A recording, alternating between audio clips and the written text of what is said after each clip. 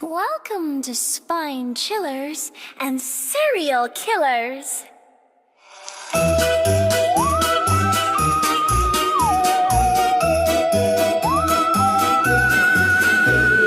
Emma's got the haunting shadows in the night. Becky digs the crime scenes, tales of bloody fright.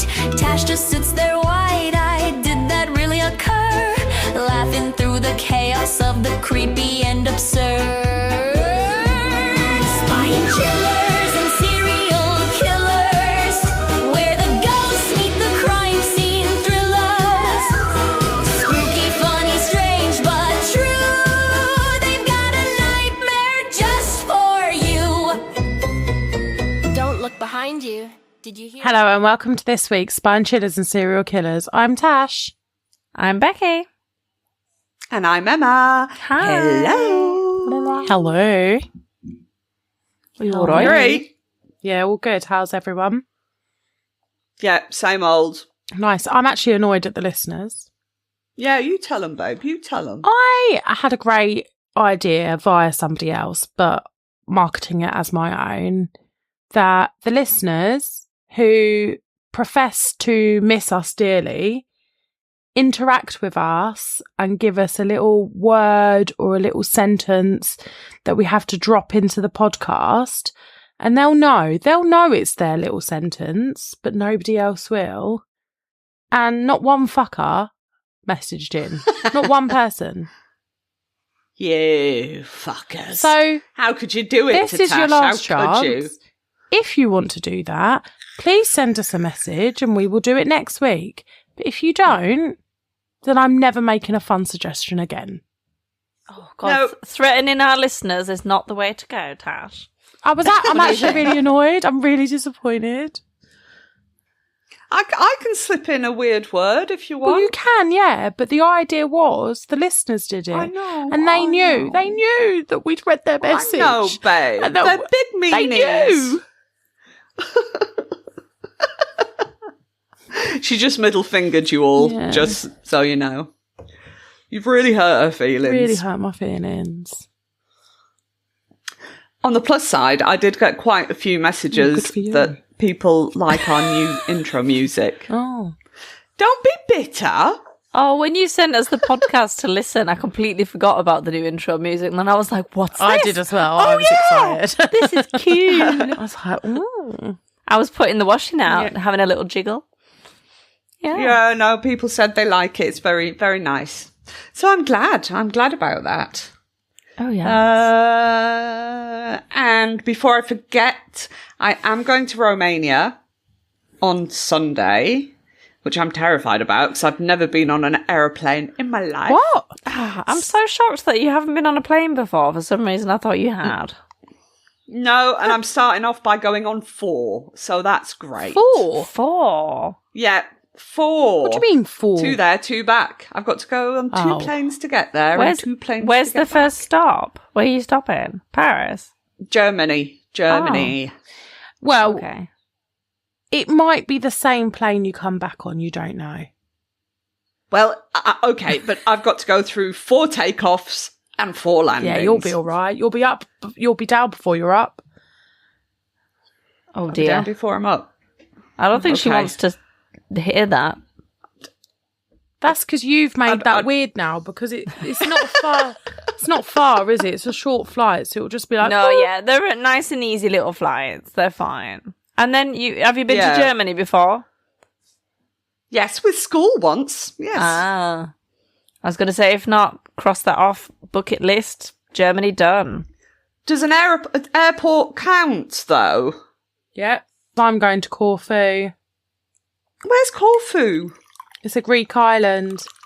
Nice. Well, you'd think, wouldn't you? But the weather currently is not looking great. It's in Romania. It's really nice. Oh, I love that for you. So, I love how genuine you've sounded. yeah. So I actually went today and bought some comfy loungewear to take that doesn't have holes or paint on. Nice. See, Just that's in case. it. Fancy loungewear is the way forward, and that shows that we're grown-ups. Yeah. I mean, I say fancy, it was from Tesco's, but What it looks qualifies nice. as fancy loungewear? Well, just nice. That it doesn't have holes and paint. Nice, possibly shiny. What, like Yeah, silk it's a little bit pyjamas? shiny. You know the film The Santa Claus, and he gets them really nice red pajamas that are shiny. Is that posh loungewear? I've always really wanted those pajamas. It's not silky, but it's like nice soft material. Yeah, because I've seen like little ensembles that are like woolly fleecy that look really nice. But they're not fancy. Like They're not fancy. Yeah. These are like I'd go out in them. Not for like a night out, but I would be happy to wear them For the shop. Okay. Yeah. Yeah, like I or just see. wear them for the day. But why are you going to Corfu? Corfu, for 60th celebration for my auntie. Nice. So So very different. When are you going? Thursday. And how long for? Back Monday. Okay. So yes, the point to that was I'm going on Sunday and we'll be back Sunday. Logically, we shouldn't miss a podcast because we're recording this early. And if I do my job properly, it will all have been, what's the word? Pre-uploaded. Yeah, exactly. So it'll still come out on Tuesday.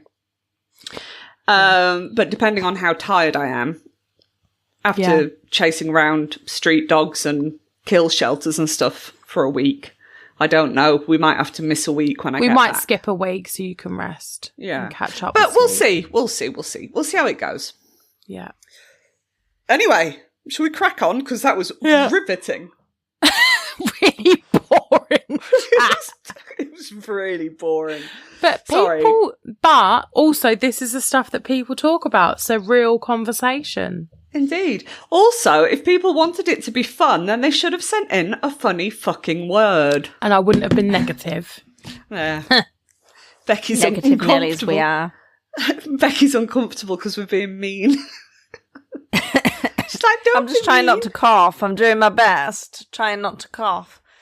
I think you have to do it because if you don't do it, it's going to be even worse. And then you're going to do that thing where you're like, Yes, because as usual, we're all sick. Tash was sick last week. I was then sick all this week. And Becky's now Everyone coming down. gets a turn. We're Yeah. all about equality, we're sharing our literally sicknesses. there's always somebody that's sick, isn't there? But considering that we don't actually physically see each other, it seems unfair. Yeah, but we've got children that are of similar ages, and that's why we get sick. Germ bags. I know. I think it was possibly my husband that has spread the lurgy around. Is he But better now? it just kind of turned up earlier. I thought, so I bite my nails a lot. I thought, have I just got a nail like caught in the back of my Oh. But no, it's minging, isn't it? I'm sorry. Hey everyone, I'm not perfect. Oh, that's the second most disgusting thing that I've heard today. What was the first most disgusting My nan told me thing? about somebody that was such a chocoholic that they used to lick the chocolate off their children's fingers when it melted. And I no. was so disgusted. I can't be having anyone else's fingers I was in my so mouth. disgusted for so long. No, I love my children to bits, but I'm not having anything that they've had in their mouth or... Oh, I'm just annoyed that I just brought that up. It's so Plus I know where their disgusting. hands have been. Oh, That's what I mean. Grim. little mingers, aren't they? Oh, they are. Smallest one, she loves coming into bed with me in the morning, giving me a lovely cuddle, and then putting her face almost right directly in front of my face and just coughing in my face. Yeah. Just like that. And I'm like, oh, you're disgusting. Tash is dying. She's like, and I'm like, oh, do you have to do that right in my face? Before I got sick, my little one was sick. She sneezed in my mouth. I'm just like, what that's the fuck? worse. Just What the fuck? I'd rather be coughed on than sneezed on. Oh. Tash is going to be sick in a minute. She's 7. She can cover her mouth. I would be so cross. I I would mean, be I wasn't fuming. thrilled about it. I would lose my shit over that. I wouldn't be able to well, contain it. You're a better person than me if you can. I would be so cross. I was like, Fred, could you, try not to sneeze in my mouth? That's not how I would have reacted at all.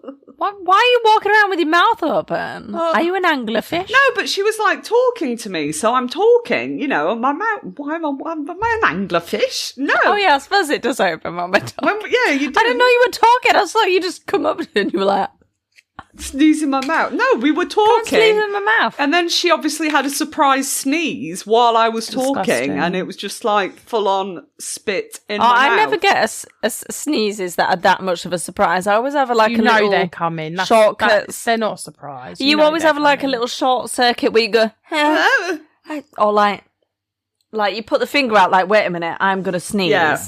Back up. If you get sprayed, it's your fault. Well, she did not put the finger up. This lad at work the other day kept sneezing. And I went, are you getting sick? He went, no, I think I've just got something up my nose and it's tickling me. I went, well, why don't you go blow your nose and then it will stop tickling? And he was like, oh, yeah, that's a good idea. You know, and you're like... Why do we have to tell people to blow their fucking nose? That's a grown-ass man. that, Go blow your nose, babes. That type of thing makes me really cross. And hiccups. Oh, God, nobody can help. No, hiccups. but I know that I'm being unreasonable. I know I am. But don't hiccup near me. You've got to leave the room. I didn't know that. I knew the blowing nose thing. Like Blowing nose, I hate it. I know not to blow my nose near you. Yeah. But hiccuping, I did not know. It's so unreasonable of me, I know, but it really annoys me. Yeah, because hiccuping is like sometimes actually quite painful and like beyond annoying. Listen, I don't enjoy having them myself. But My husband pulled his back and he was like basically lying down for most of last week, and it got a bit better near the end of the week. And I can't remember what he said. He said something and it pissed me off, and then he got hiccups and I was like, karma, because every time he had a hiccup it fucking hurt, and I was like, yes, thank you God, you were there for me today. I don't even know what he said. I think the punishment was a bit too much, really, to be fair. See, that would have punished me Shall as we well. start? Yeah, we can start. Yeah, you weren't there. It was fine. I wasn't going to ring you and like put him on speaker for you and be like, hey, he's got hiccups, but his back hurts. Right. I swear I'm going to get hiccups now. They're just going to appear. Shall we go? Yeah. Mm-hmm. Okay, so it's my turn to start, and this week we are going down under. So I do expect some Australian accents from both of you. Always ready and waiting, baby. The land where literally everything can kill you. Spiders. Oh, yeah. Yep. Right. Tick. Lethal. Snakes. Deadly. Tick. Oh, and you think koalas are cute? Wait until I've got chlamydia. Wait until you see those Chlamydia. little chlamydia-ridden floofs when they're wet. Have you seen a wet koala? Oh, horrible. Terrifying. Ugly ass. Fancy a dip in the sea? Sure, if you don't mind the massive sharks. Oh, yeah. Australian sharks. I love this. Keep this up. Great surf. And then there's the sheer size of the place. I find it quite intimidating, to be honest. It's massive. So you get lost. It's huge. You get lost out there. You're fucked. You get lost in the middle. Yeah. You're fucked. Yeah, fucked. And for the love of God, don't step on a bug, because odds are it's venomous and you'll drop dead in 5 minutes. But in all seriousness, Australia is also breathtaking. Landscapes that look like oil paintings, stretching as far as the eye can see. Still, you have to admit to the rest of us, it feels like every dangerous, creepy, crawly and sea creature was put specifically in Australia. Yeah. I mean, they kind of weren't they? Yeah. Because they also sent prisoners there. We're back to calling all Australians the descendants of prisoner scum. Yep, I did wonder if you were going to mention it. She does every time we talk about Australia. She's like, do you know, they were all criminals. I know I haven't mentioned this before, but...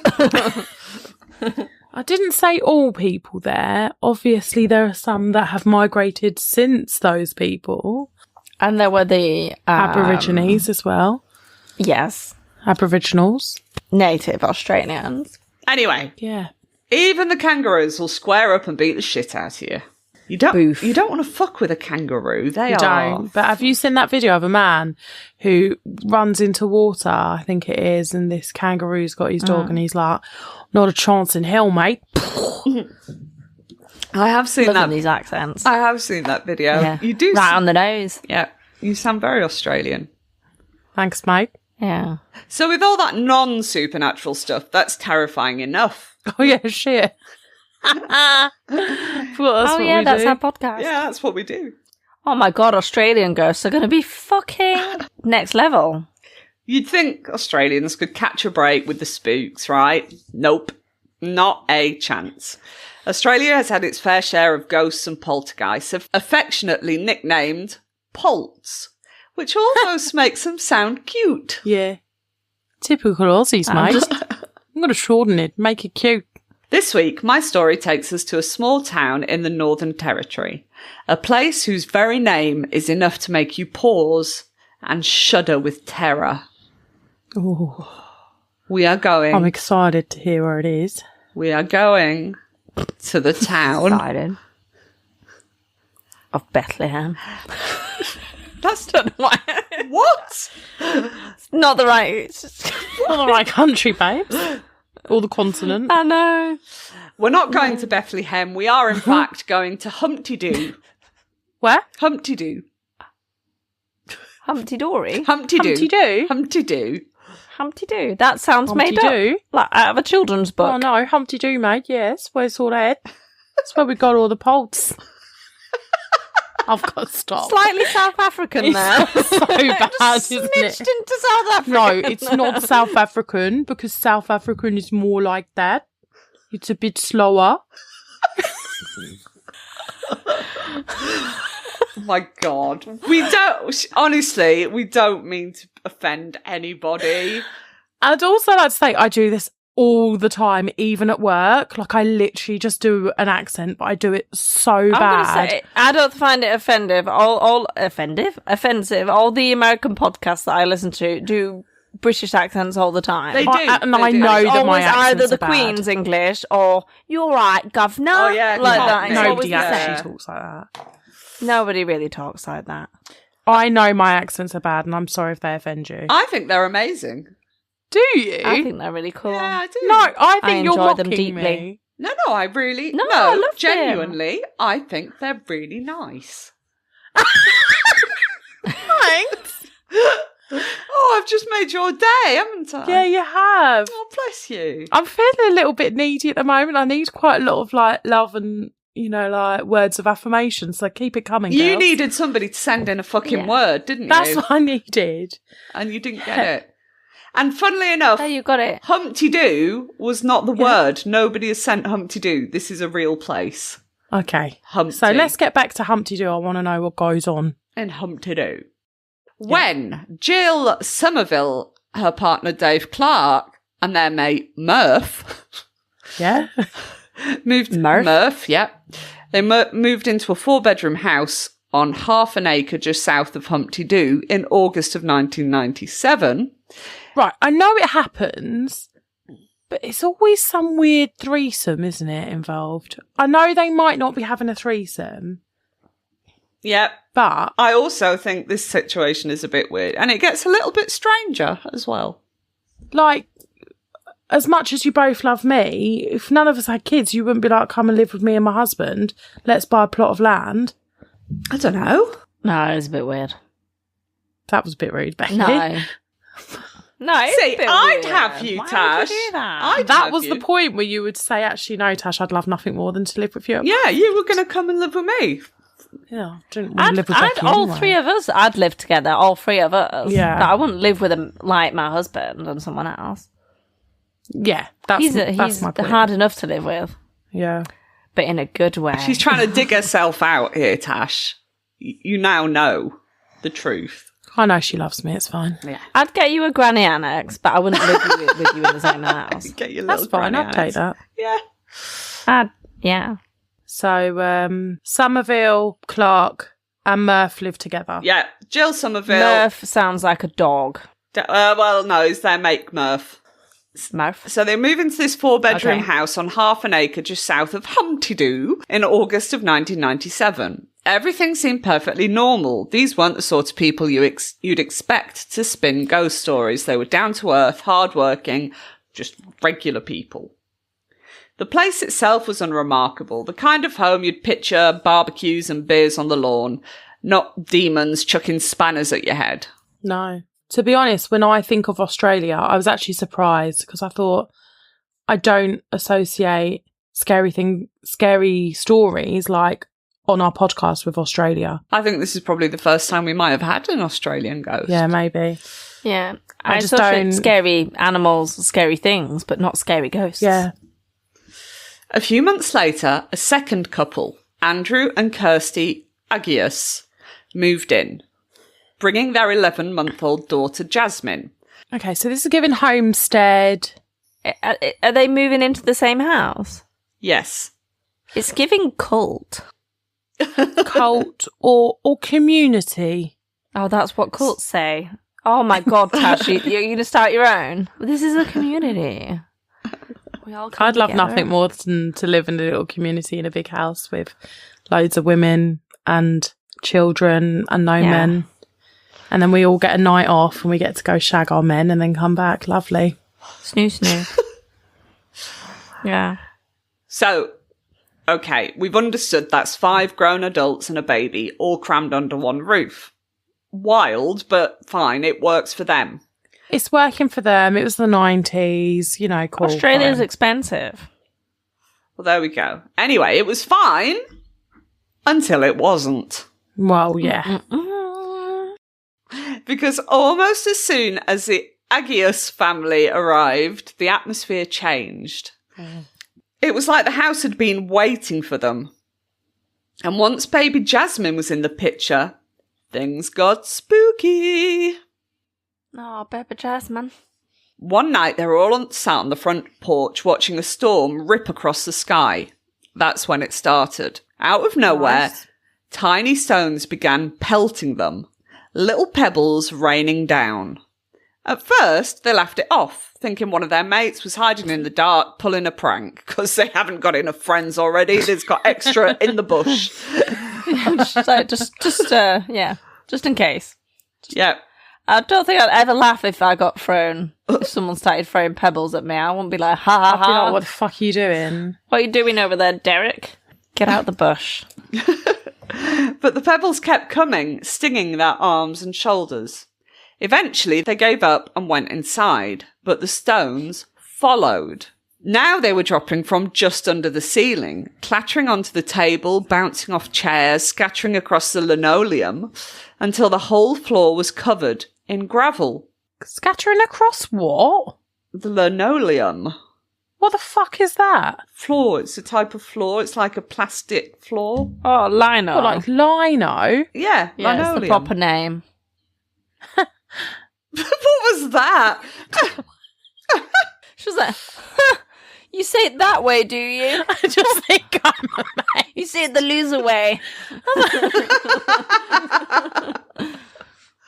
Yeah. That's what I'm like. Linoleum. That's how you say it. So gravel that they all recognised, it was the same stuff from the driveway outside. But here's the kicker. Every door and window was shut tight against the storm. No way in. Yet the stones kept falling. Stranger still, while outside it was torrential rain, every single stone inside was bone dry. In fact, when they picked them up, the pebbles were warm. Oh. From Yeah. what? Like being in someone's hand? Yes, that kind of How warmth, hot yeah. are your hands? No, but if you hold something for a long period of time, it's going to take on your body Yeah, it heat. gets a little bit warm. So rather than it being like floor temperature, whatever the floor is, it's going to be body temperature. Linoleum temperature. Well, yeah. Now, raining pebbles inside your house is definitely weird, right? Well, Yes. yeah, it's a little bit weird, yeah. Even for Australia. But these guys, they're tough, like, they just shrugged it off. I mean, 5 adults and a baby in one house, they probably figured they could handle anything. But then things escalated. Soon it wasn't just gravel falling from nowhere, it was batteries, bullets, and most worrying of all, knives. So that's escalated in like this short amount of time, Yeah. not over days. Still, the household kept telling themselves it was fine. Nothing to panic about. You know, just... It's fine. It's fine. It's fine. That is, until the really disturbing stuff began. See, one of their friends, Troy, had died not long before in a car crash, a horrific accident where his body had literally been incinerated in the wreck. That's awful. Oh, terrible. So when the housemates started finding messages spelled out in pebbles and Scrabble tiles, words like car, skin, fire, help, and even Troy, the mood shifted. Understandably. Sometimes the words weren't spelled out at all, but scratched directly into the walls. And then came the pièce de résistance. A large crucifix carefully laid out on the floor, made entirely out of pebbles, so neatly it would have taken someone hours to make, and they would have had to use an angle to get it to be so perfectly straight. It's not something someone could have done by hand. And this cross appeared within a few minutes, whilst people were walking around the house.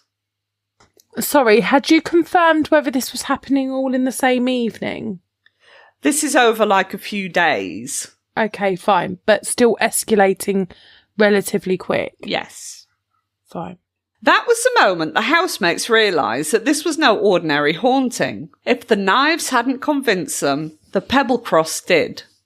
They had a poltergeist. So yes, this cross made out of hundreds of pebbles. I know it doesn't sound very scary, but you imagine... But it is weird, isn't it? They're just all wandering about the house, and then all of a sudden, in the middle of the floor, there's this perfect, and I mean like to the millimetre perfect, crucifix made out of pebbles that's just kind of materialised. Well, it wouldn't be very welcome in my house either. I'd be rather scared. Yes. Do you know what I'd also be really annoyed about? Cleaning up the pebbles. A lot of people living in my house. Having to clean that. Yeah. But having to clear up all those pebbles. Oh, with that and lino and pebbles don't mix. No, you get them scratches. That's marking them. Yeah, and you're getting the Hoover out for that because a broom is not picking all those pebbles up. It'd fuck your Hoover, mate. Yeah. You probably have to sweep then Hoover. Double. Yeah. Well, double. It depends what... In my head, these are like little tiny pebbles. Maybe they're bigger than I anticipate. I was thinking little pebbles. Yeah, but you could like hoover one or size. two up, but not 100. Like not hundreds. Your Hoover couldn't. You're right. Your Hoover Henry would not be happy. He would not be happy. Think about the noise as well. Oh. Yeah. And it'd all swirl around inside. Henry would start moving and everything. Ah, terrible. Not a good idea. R.I.P. Henry. I mean, there isn't actually a Henry in the story. We've put him there. And for people that don't know what Henry is, he is a Hoover with a face. Oh, it's the best Hoover in the world, in my opinion. People always say that, and there's a girl one, isn't there? What's she called? Hetty. There you go. Oh, yeah. Right. Anyway, so onwards. There's a crucifix. Keep going. It's scary. Over the next couple of days, the Polt cranked things up a notch. We're not talking a few cheeky pebbles anymore. A CD player was hurled to the floor and smashed to pieces. Windows and glass cabinet doors were shattered by flying ashtrays. Anything breakable was fair game. Then came one Saturday night when it felt like the thing actually wanted them out.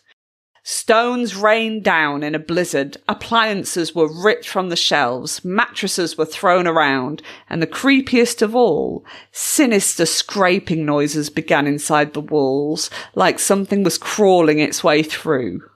It was total chaos. Yeah, no, it's horrible. I don't like it. But I do. I want to know more. For Jill and Kirsty, that was the breaking point. It completely freaked us all out, Jill later said. It was like something was actually inside the walls right next to us. We couldn't sleep. We were crying.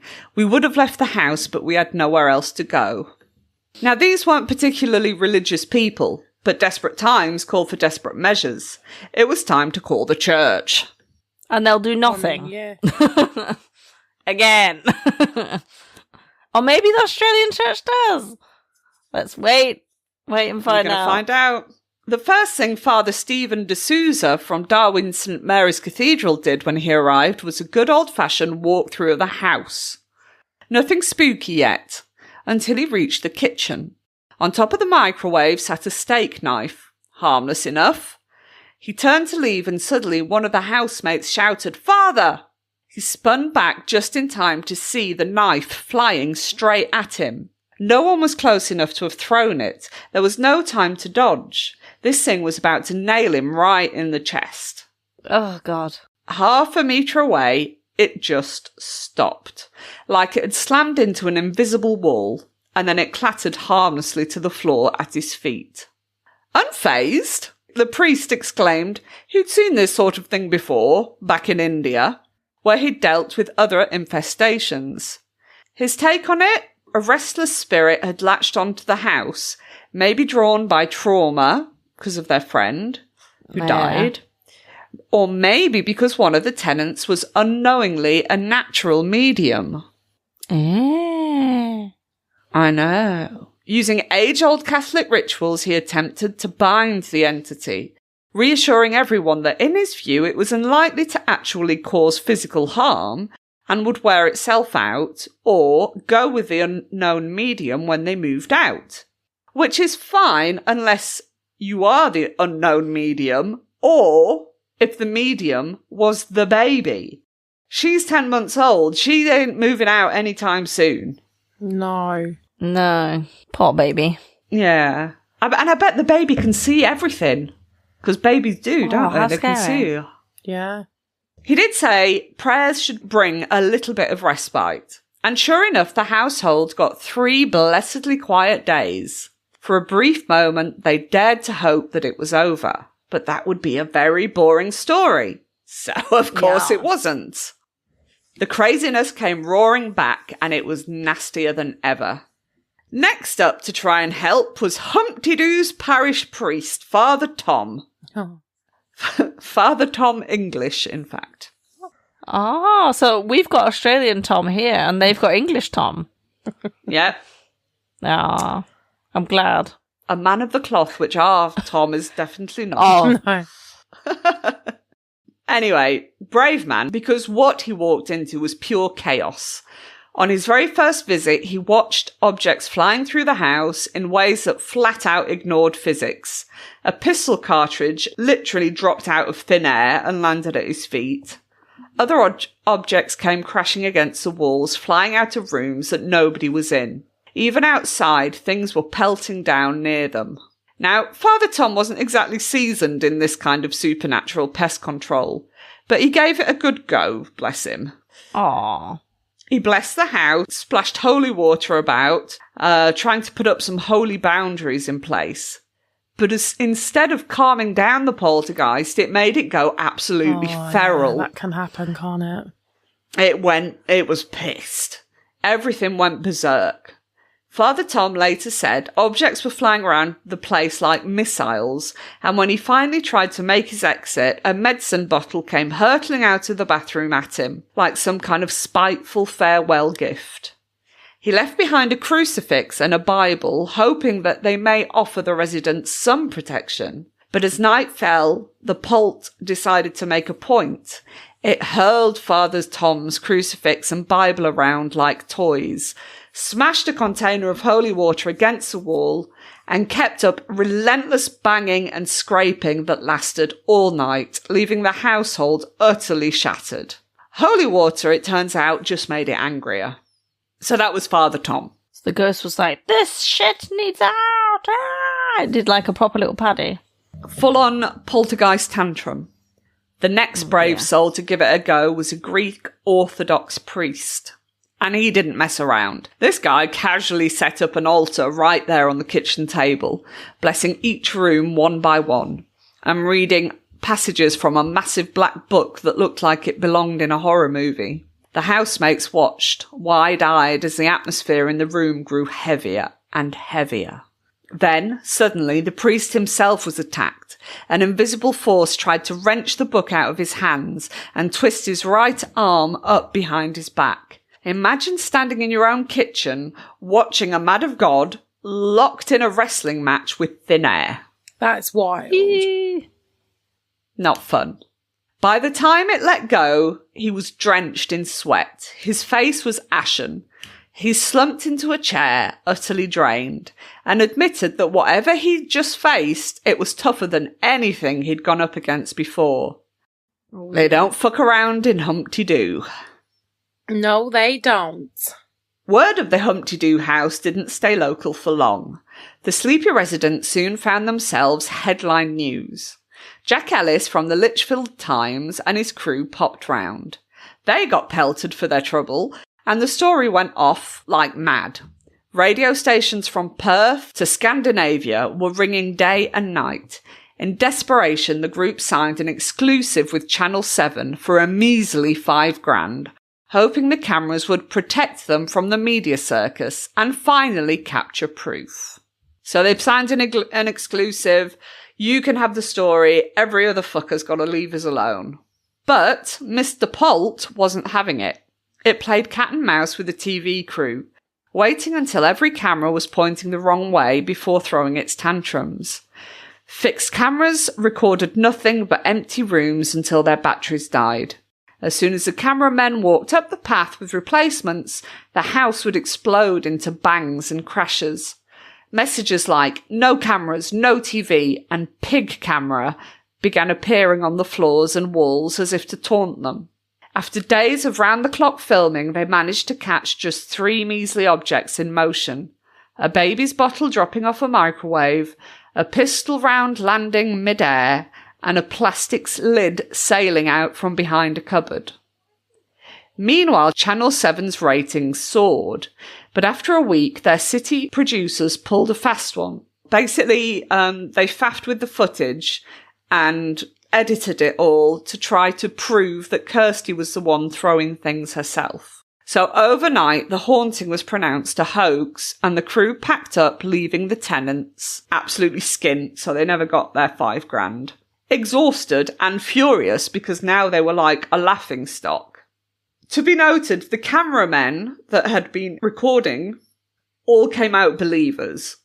They had nothing to do with the fact that Channel 7 then turned it into a bit of a mockery. Every single person that was in that house believed that there was a poltergeist in it. That's about when Tony Healy and Paul Cropper turned up. So these guys sound like paranormal investigators.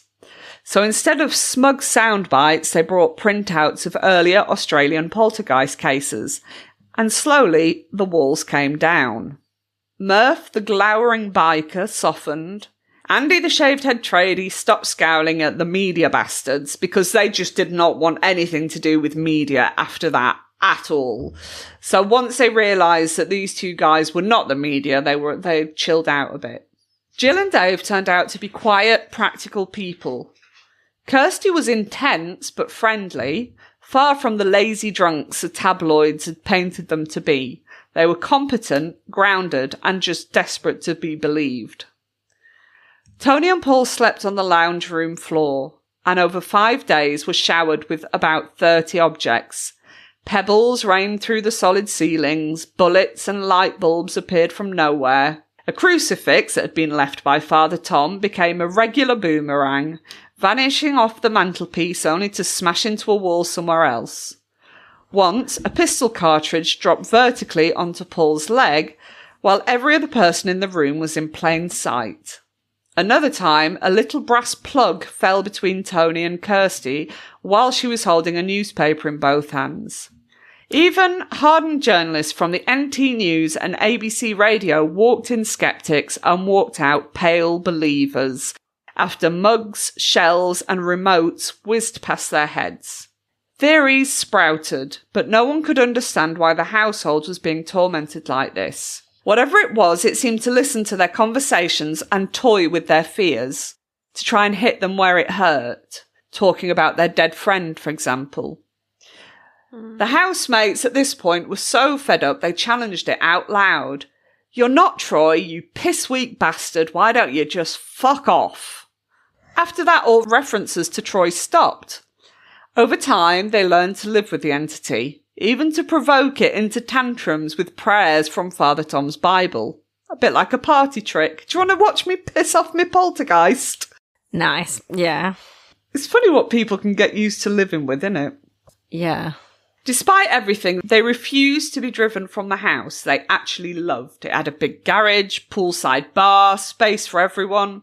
So only in May, after months of attack and national scrutiny and even a dodgy eviction attempt from the landlord, who was unimpressed by all the attention his property was getting, did they finally leave on their own terms, hoping the entity would stay behind. The Humpty Doo outbreak ticked every classic box. Stone showers, threatening messages, violent reactions to prayers, scratching and banging. After one wild night that left pebbles blanketing their cars and patio bar, long shallow ditches appeared in the driveway gravel as if thousands of stones had been vacuumed up. And Brett Stiles, a mate of Murph's, swears he saw a jet black sphere the size of a golf ball streak out from the driveway with a 2-foot tail of gravel behind it, like he'd glimpsed the thing literally reloading. Whether cursed, conjuring, or a psychic baby, Humpty Doo became Australia's most infamous poltergeist case. And like everything else in the Northern Territory, it wasn't small, it wasn't cute, and it wasn't friendly. Yeesh. And that's my story about Humpty Doo. I loved it. Wait, so do you have any information? Did anything else happen? That's the only information I've got. Was the baby okay? Well, yeah, she was fine. She never got hurt. She was never in any danger. In fact, I remember reading that it tended to leave the baby alone. It was only ever really attacking the adults. So, yeah. Well, I suppose that it could have been. That's very scary, isn't it? When kids are involved, especially a little bubba. Yeah. Yeah. Well, as scary as it is. But that's all completely true. That all happened. So I don't have much of an explanation for that one apart from Poltergeist. Do you have any pictures of all the peeps? Yeah, you can find I haven't got them with me now, but you can find No, pictures. I don't mean to show me now, but like for the podcast page. Yeah. And stuff. Yeah. Yeah, well, that was really good. Loved it, Emma. Oh, Becky. I can't do it. No. I can't tried. do Australian. And also my throat hurts. But I can't do it even when my throat isn't hurting. You ready for some murder on the dance floor?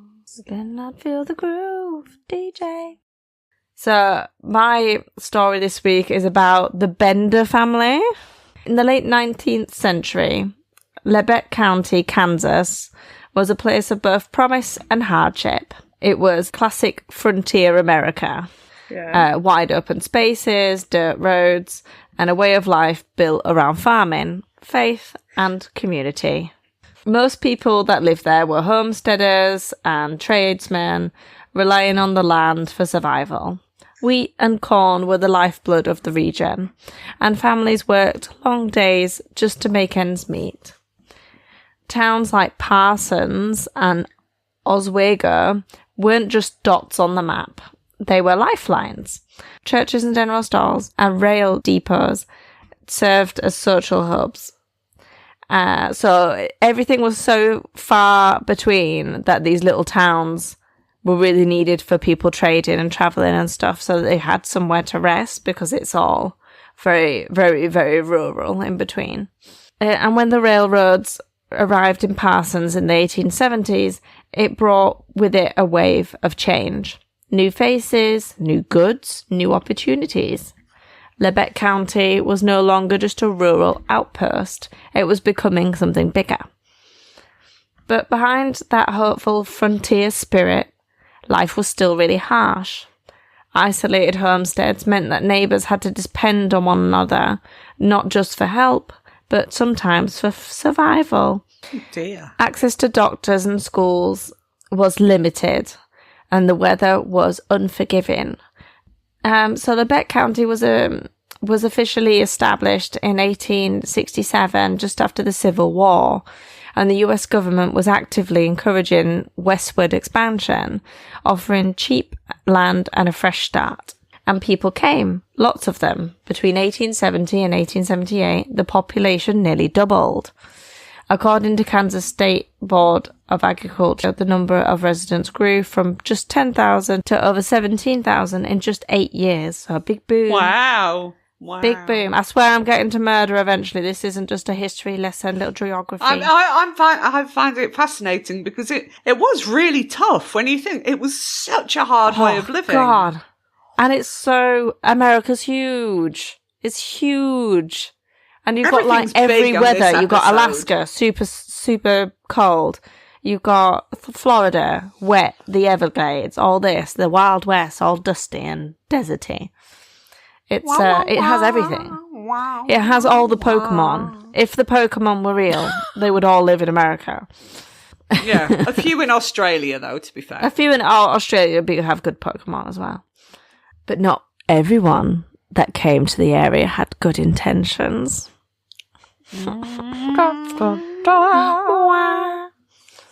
Yeah. As settlers pushed deeper into the area, tensions grew. Tension is growing the deeper they push. Things are growing and going deeper. Newcomers. Newcome. Right. Tensions grew between the newcomers and the indigenous tribes who had long called the region home. And in the midst of all that expansion, one particular family arrived. A family who would go on to leave behind the most disturbing legacies in American true crime.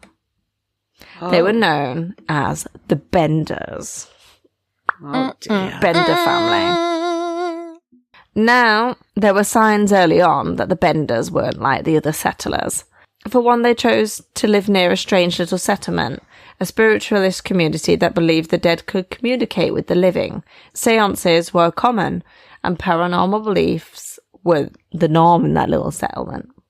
So, yeah, even in a place like that, I would be in that settlement. Yeah, that would be the Emma settlement. Yeah, yeah.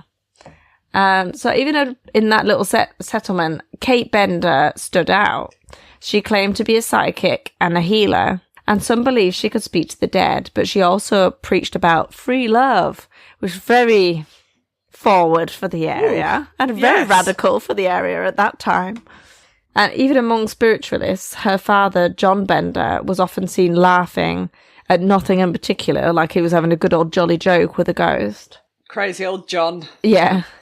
Crazy old John. Many in the area suspected that he wasn't mentally well. And he probably wasn't. Probably a little bit of the old frenia. That's just me blowing things around. We don't know. It's too long ago.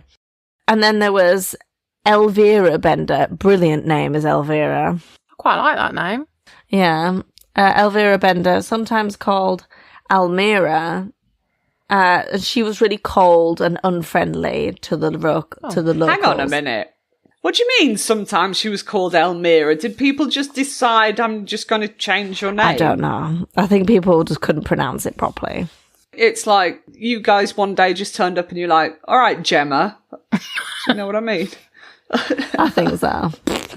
All right. So Elvira or Elmira. So she was cold and unfriendly, and the locals referred to her behind closed doors as the she-devil. Whisper, whisper. Oh. Does that not mean she was a bit saucy? I think was it her mum? She was all for free love and stuff. She probably loved that. Oh no, it was her sister. I think she was pissed off because they didn't get her name right. right. She was like... Yeah, probably. It's fucking Elvira, not Emma, not Mira. Gemma. God damn. Rude. I'm Tash, not Smash. Well, I'd definitely smash. Kate was the most sociable of the group, so the one that's into, like, ghosts and stuff. So she was charming, persuasive, and had the perfect face. Nice face, which is good for business. Small little family business that we're trying to get off the ground was the Bender Inn. The inn was more like almost like a... Sorry, is this a whole thing a joke? No, it's not. The It's just their last name is Bender. I know it means other things in English. No, but bend her in. Yeah. Right. Right, okay. They did push deep. They did push deep Yeah. And there was newcomers. into that settlement. Deep. So the inn, the goal of the inn was just like, travellers, bash, get them in the inn, have a good night's sleep, and then they're off on their merry travels the next day. But the inn was small. It wasn't these that you can see on like the Western films where it's like in a lovely pub downstairs and you can go board upstairs, maybe the odd bit of company, wink, wink. You know, it's not like that. Well, you would expect a bit of company It'd at be the nice Bender to Inn. have a bit of company. Maybe old John having a giggle with some ghosts. Especially with the newcomers. Yeah. No, you don't want old crazy John. He could just sit on the porch on his rocking chair. Yeah. So, but the inn was almost like a one-room cabin, but it was split down the middle with a canvas wagon cover. So I think it hasn't really got a proper... Well, it's got a roof and everything, but it's partitioned off by what they'd use to put on top of wagons. Like a bash. Yeah, Yeah. it sounds shit. It doesn't sound shit. like the best place. It doesn't even sound like there's beds. You're just like, oh, lie on the floor. I would not be rating the Bender Inn very well on TripAdvisor. Yeah, I'm going to say, luckily, it didn't all exist back then. Like Google review, probably wouldn't get many stars. So on one side of the canvas wagon cover partition wall was a general store and dining area for travellers. So like a little mini shop and where they can get some grubby grub, a bit of slop. And then the other side was where you all, I assumed, sleep together in a big pile. Great. That sounds Nice. amazing. Times were tough. So the other side was the Benders' living quarters. And they kept a vegetable garden, an apple orchard, and they operated their little shindig right along the Osage Mission Trail, which is a busy route for those heading west. So it was perfect for like passing trade. I mean, it sounds okay. Yeah. The living quarters sound a bit Yeah, shit, I think but it they've was got a like, shop. you know, if it's like almost like the hostel of its day. You know, cheap, affordable, Yeah. not the best. Yeah. Yeah, cheap and, Cheap and bit, cheerful. bit glum. Look at Yeah. it. Beats sleeping in the elements. I don't know, doesn't mate. it? Does it? With Craig... Is it? Well, it's either Crazy There's John Crazy outside John or, in there. or Bender's inside. What do you want? But I'm sure they bring Crazy John in at night. yeah, just like you have to bring the dog in at night. Make sure it's in. Like, oh, we have to bring John in. Is John in? Don't forget John.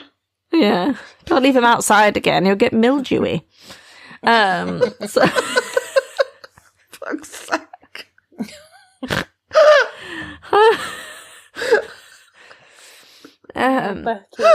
Sorry, John. Sorry, John Bender. So it was a perfect setup for the weary traveller looking for a hot meal and a place to rest.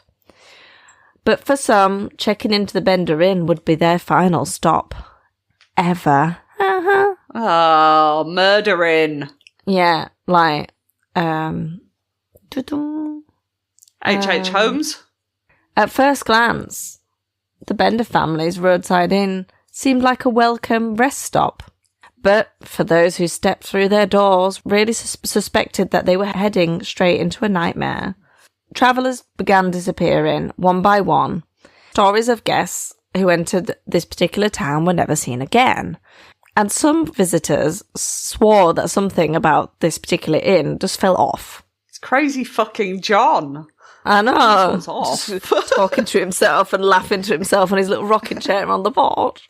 Yeah, I'm not going to go in there. No, that's... So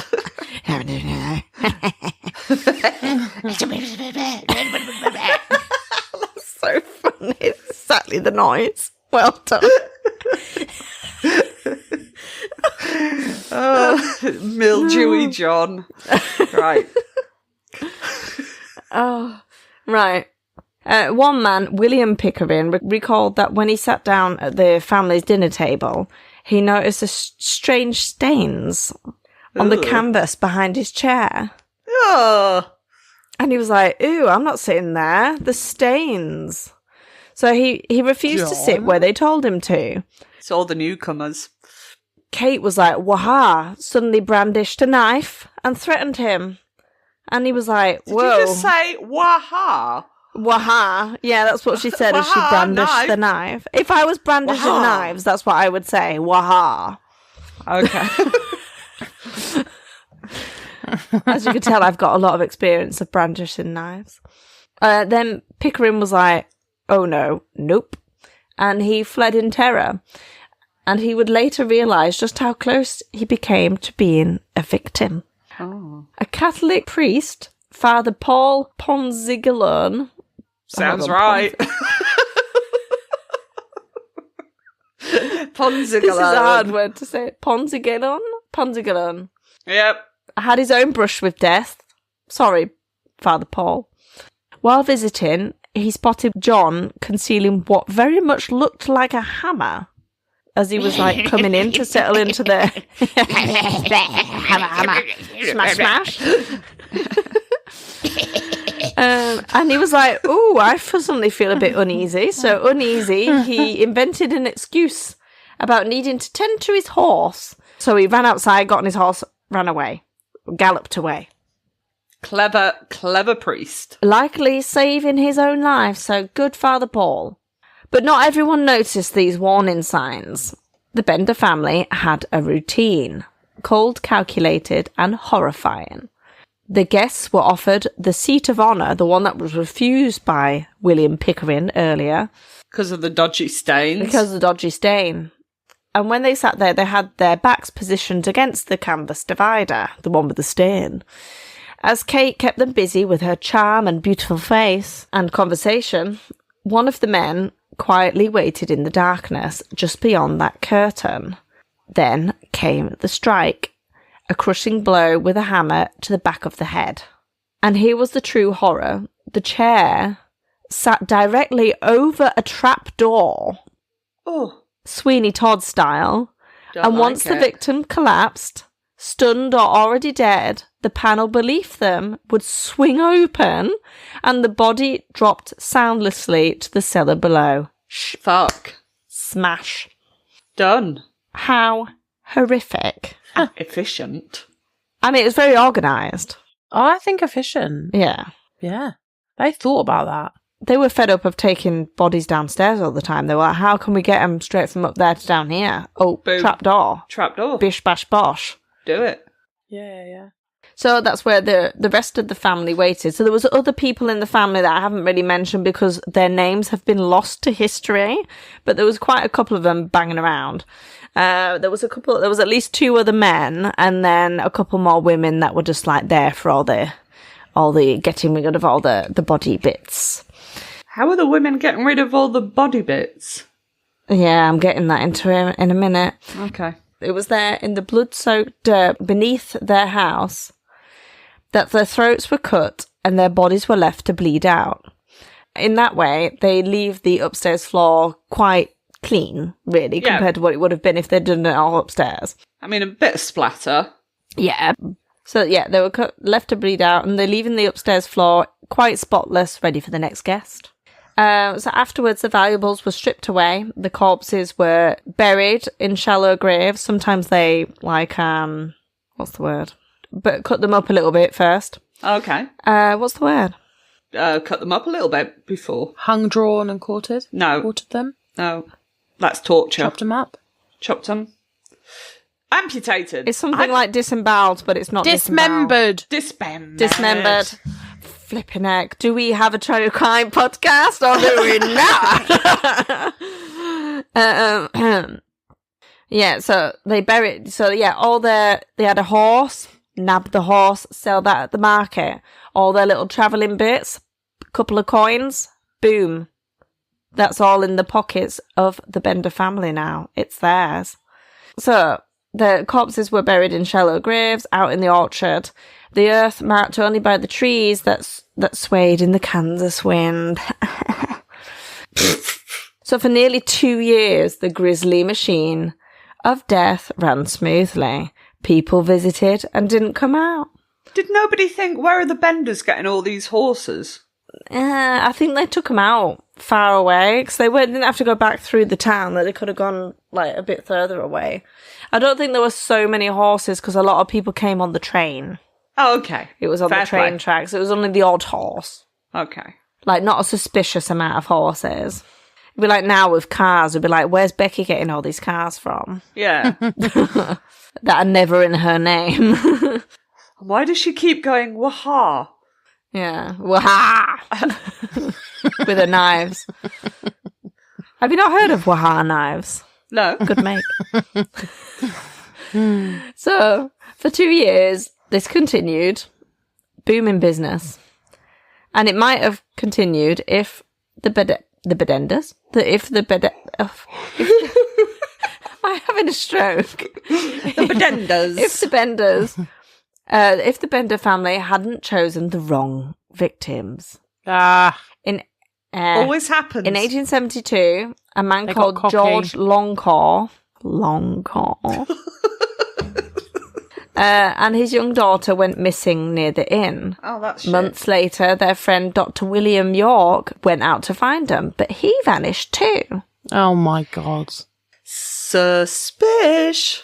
Yeah, when Dr. York never returned, his brother, Colonel Alexander York, so getting up a bit, began his own search. So this is like, he knows what he's looking for.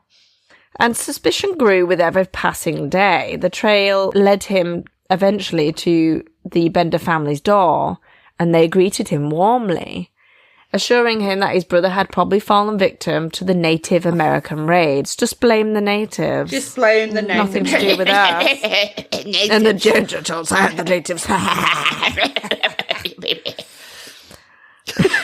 Tash is looking disgusted. I'm disgusted at them blaming the natives. Oh, okay. I thought you were disgusted at my crazy John impression. No, your John noises are exactly how John would John's sound. crazy. Yeah. Mildewy So's Gemma.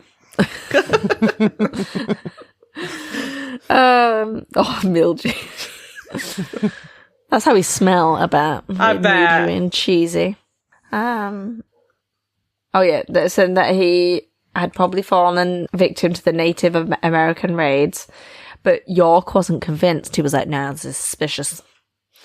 Go on, Yorkie. So, at a township meeting in May 1873, residents finally agreed to search every homestead in the area. They were all in agreement that was a hell of a lot of people going missing in this tiny little town. It can't all just be blamed on one thing. Or the weather and stuff like that. It's just not. It's just way out of proportion. Yeah. Too suspicious. Yeah, very suspicious. So they decided to search every home in the area, so the Bender family inn included. So when they all turned up, the Bender family were just like, bye! And they disappeared. They abandoned their inn. They had slipped away in the night. When neighbours fully searched the property, they stumbled on the horror hidden beneath the inn.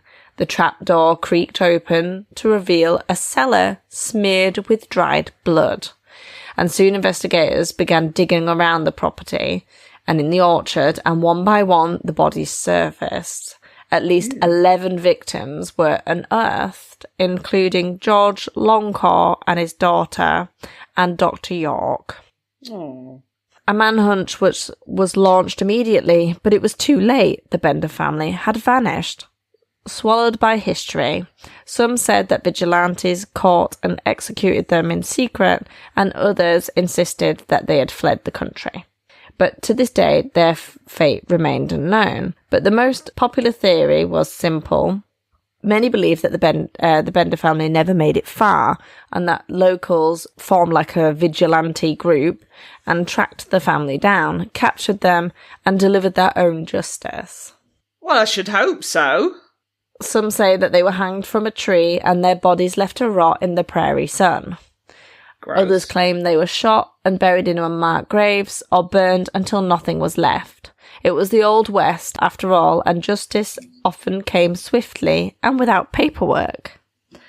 See, gnarly times. Gnarly, definitely. But, I mean, they kind of had it coming. Oh, yeah. But it was because, like, everything was so rural and stuff that they got away with it for this long. Yeah. Reports began surfacing across the country that in one town 2 women were arrested in Michigan, accused of being Kate Bender and her mother. Crowds gathered eager to see the so-called she-devils brought to justice, but after weeks of investigation, the women were released. The evidence was thin, and no one could prove that they were truly the Bender family. Which I'm kind of surprised that they let them go. I just find that, 2 women, we say that you're guilty, so that you are. Let's burn you at the stake. I just kind of feel that it was still kind of that time. But other sightings claim that John had fled to Texas. Fleeing on the train. While his father was spotted heading west. Some insisted that the family split apart deliberately, each going a different direction to make it harder to track them down.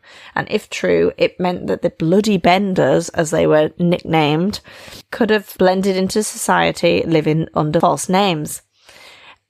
Always looking over their shoulder, but free to keep on breathing.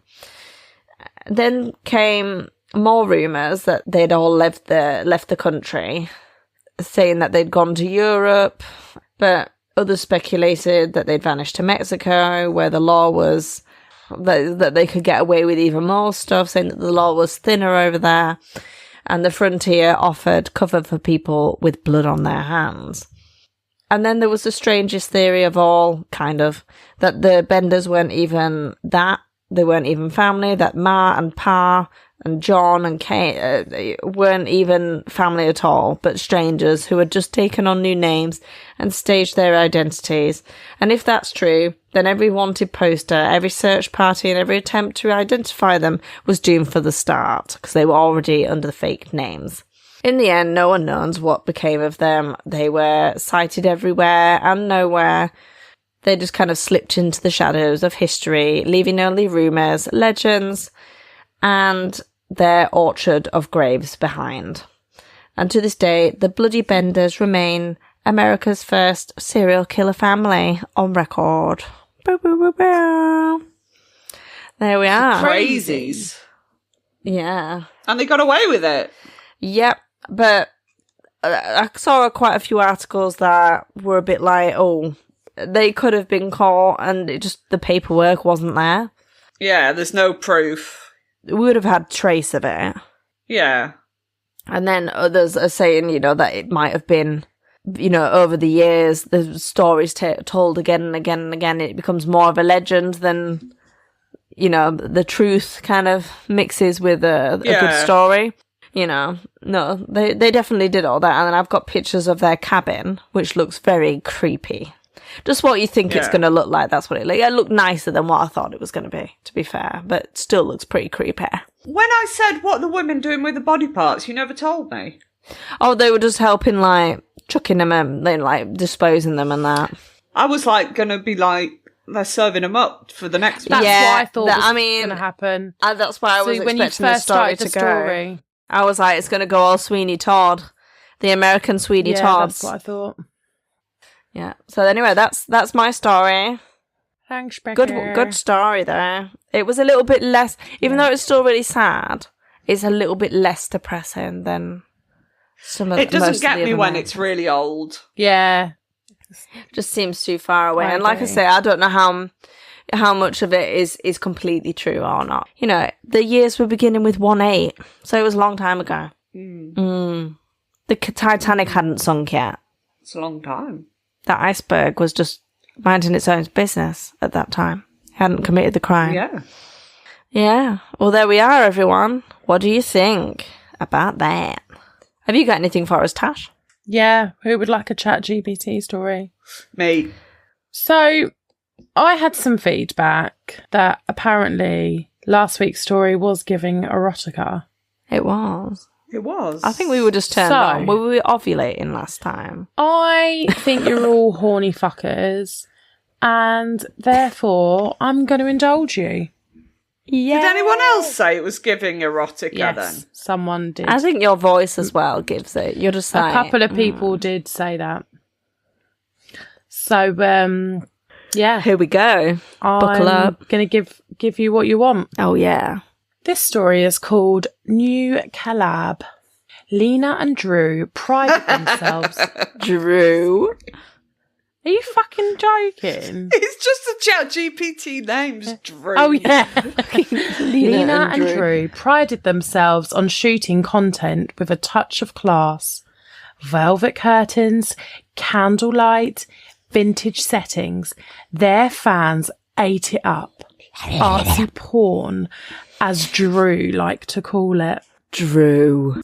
The Airbnb listing was a jackpot. A sprawling Victorian manor with lace drapes, gilded mirrors, and a 4-poster bed the size of a stage. The kind of place that practically begged for an audience. Oh. I thought you were going to say They an set up their orgy. lights, checked the angles. The house was too quiet, but the silence made for a clean audio. I thought you were going to say Something that we clean do not orgy. provide. Yeah, I keep thinking she's going to go orgy. It didn't stay quiet for long. Mm-mm. The first take went sideways when the wardrobe door swung open with a groan. Ah. Lena tried to... yeah, just like that. Yeah, okay. That's what my wardrobe Were they does. sorry, are they trying to make a porno? Yes, babe. Yeah. Okay. Oh, little Emma. Little baby. Sorry, did you not understand that when I said artsy porn? I thought you were talking about, like, the decor that people like. No, Like, artsy people like. They are adult content creators, Right. actually, Emma. Okay. Anyway, so the wardrobe swung open With a groan. with a groan. Ah. Lena tried to laugh it off. Guess we've got an audience already. Ooh. But when they reviewed the footage, a third figure was visible in the mirror. Surprise threesome. Thin, pale, and moving in sync with them, as though What do you mean? rehearsed. What do you mean moving and sing with them? Like, Well, so they're obviously shagging, and rather than them, they're like shagging together, and rather than it going the other way, it's doing it at the same time. Alright. Okay. Horny ghosts. They hadn't noticed what. Well, yeah, they hadn't noticed whilst filming. Maybe we could sell it as special effects, Drew offered, though his voice cracked. They tried again. The cameras wouldn't stop recording, even when Drew rang. Oh, Oh, hold on, I need some water.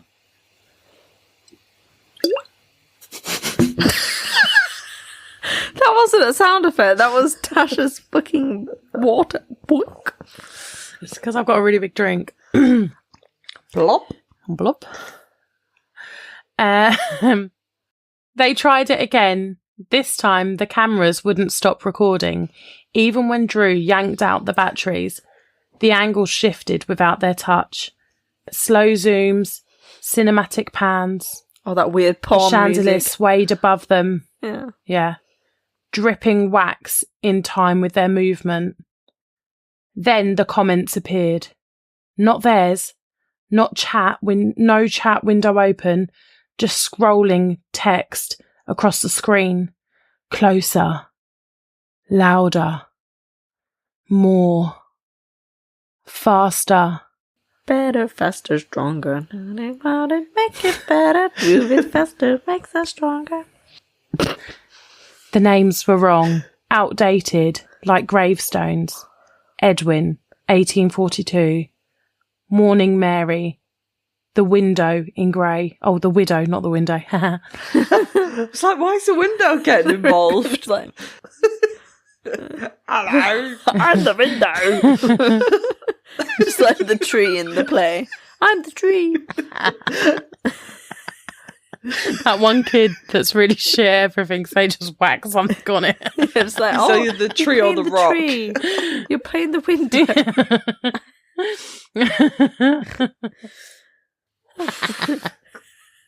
Right, widow. Anyway, from the parlour below, the piano began to play, jagged and urgent. The tempo quickened as the bed rattled beneath them.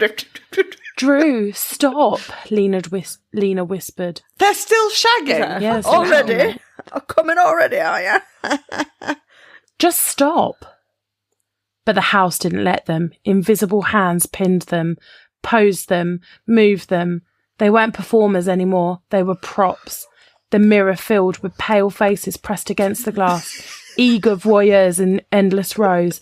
Their mouths didn't move, but their hunger radiated through the room. Oh. The last file auto-uploaded to their channel, time-stamped and titled without their input. New collab, final scene. Their subscribers who clicked play never saw Lena or Drew again, but they did see movement in the mirror, figures still wraithing, endless replaying, forever entertaining an audience that could never leave. The end. Oh, so they became like ghost sex puppets. Yep. Well, that's dark. I don't understand. Tash, I don't really understand either, to be honest, but... What? Where did they go? into the mirror to shag. Just there. Where? Endlessly replaying, forever entertaining an audience that could never leave. They're just ghost sex puppets now. ChatGPT shit at porn. Yeah, but babe, it wasn't meant to just be porn. So my prompt was... Spooky porn. No. Ghost porn. No. Do you want me to tell you, or do you want to Yeah. Ooh, all right. Just really told you off, I'm sorry. Just hiccuping at you. Doesn't work when it's fake. So I put in, write me a spooky story that starts with adult content creators in a haunted house. So I wasn't writing porn. Anyway, No. I hope you enjoyed my weird story. It was weird. It was weird. I do think it's weird that a computer wrote that. I know that that's the whole gig with this, but I'm like, oh, computers know about sex, but obviously a computer is full of porn. Of course it is. knows about that. Yep. Oh, that's a weird thought. Yeah. Anyway, we've covered a lot tonight, haven't we, guys? I feel like it's been a Yeah. mix. A medley. Very strange mix. Yeah. If you want to participate in our podcast in any way, shape or form, do get in touch. It's always great to hear from you. I don't know what else to say, guys. You know, we can go. You can just go. Yeah, stay safe. Don't kill people. And keep it weird. Bye. Goodbye. Spine chillers and serial killers, where the chills meet the laughter spillers. Spooky, funny, strange, but true. They'll be back in 2 weeks for you. I'm also just watching Tasha trying to take her jumper off and trying to work out how to take it off without taking her headphones off. Did you see her face now? You were like, how good? She's trying to take her jumper off and was like, shit. I was supposed to take it off and I have a wire on my headphones.